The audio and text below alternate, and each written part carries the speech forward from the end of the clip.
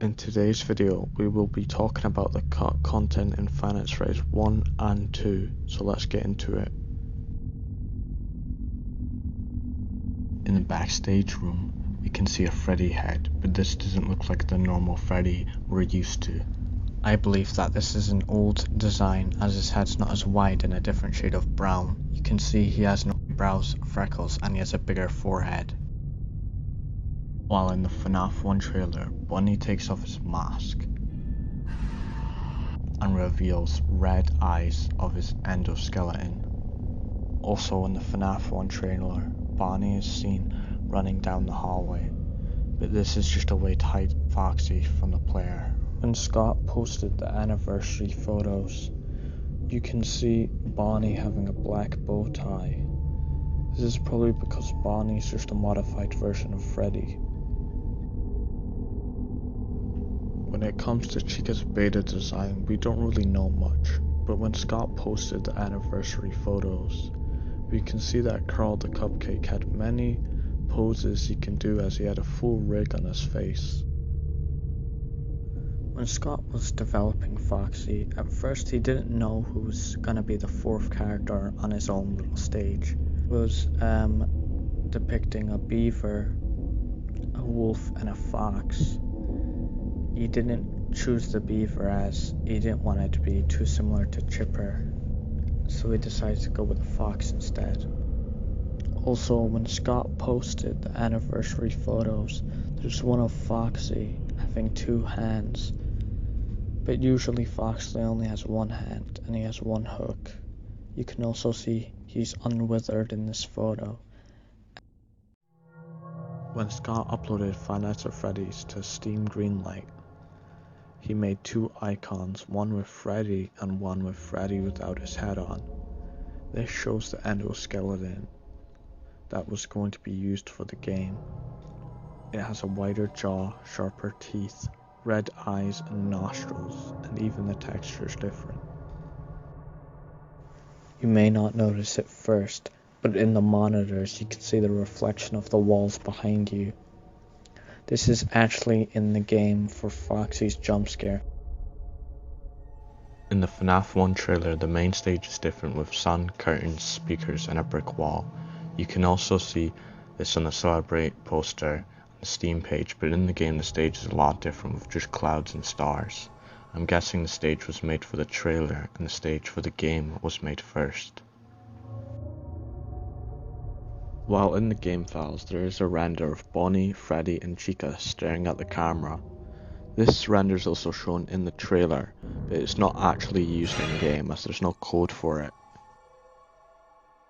There is an unused lives text in the game, but also in the Fnaf gameplay trailer Scott uploaded, you can see a cat stickman figure at the start of the night with a number 1 next to it.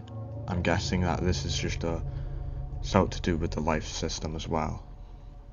In the game files we can see 3 cameras that are selectable. These cameras have different positions and have a way cooler design. If we take a look at the Steam page, we can see gameplay screenshots, but the night text is removed. In the Fnaf 1 trailer, the sound that plays when something spooky happens is a slow down in the game. We don't know why it's like this, but maybe it was just sped up for the trailer. Also in the mobile port, when you press the light button, it plays a sound. In Fnaf 1, the jump scare scream is actually cut off, but we can find the original version in the game files.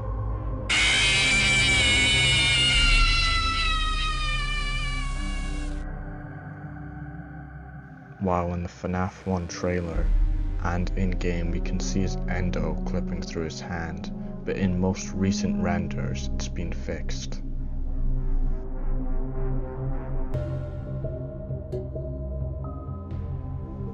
When Fnaf 2 was announced, Scott would release a teaser showing off the new designs, but for some reason his third teaser shows Foxy and Mango behind a curtain.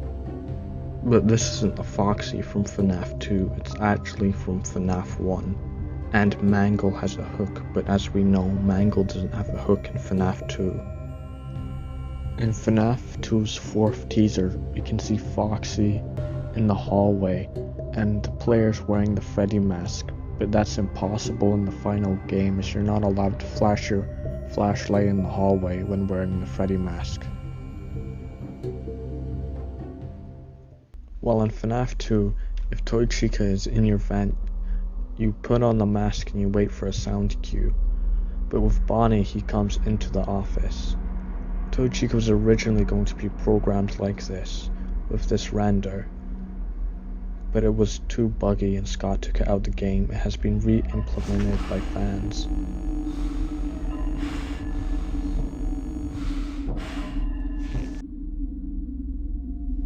In the game files, we can see a render for the marionette. Now we don't know why this is in the game. We don't know what it would be used for. There's also another unused render of the puppet in the game files. It's one really close up to the camera. It's like the jump scare, but without the white eyes. There is an unused sprite in the game. It's called Mike. It looks like a skull that's crying. It looks like it could be used for one of the minigames.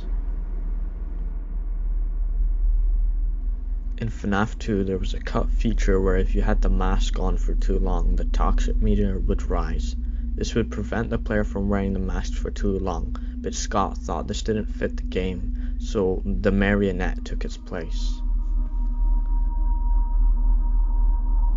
In the game code, we can see a scrap mechanic where Shadow Freddy and the endoskeleton were originally going to disappear if the player looked at them. This has been re-implemented by fans. Be seen for long. That metal claim in parts and service. Its sim is referring to a text string outside of frame during a post cutscene. It can never be seen in-game. Just like in Fnaf 1, the jump scare sound gets cut off, but in the game files we can find the original. I just want to say thanks for watching. Like and subscribe if you want a part 2. See you later.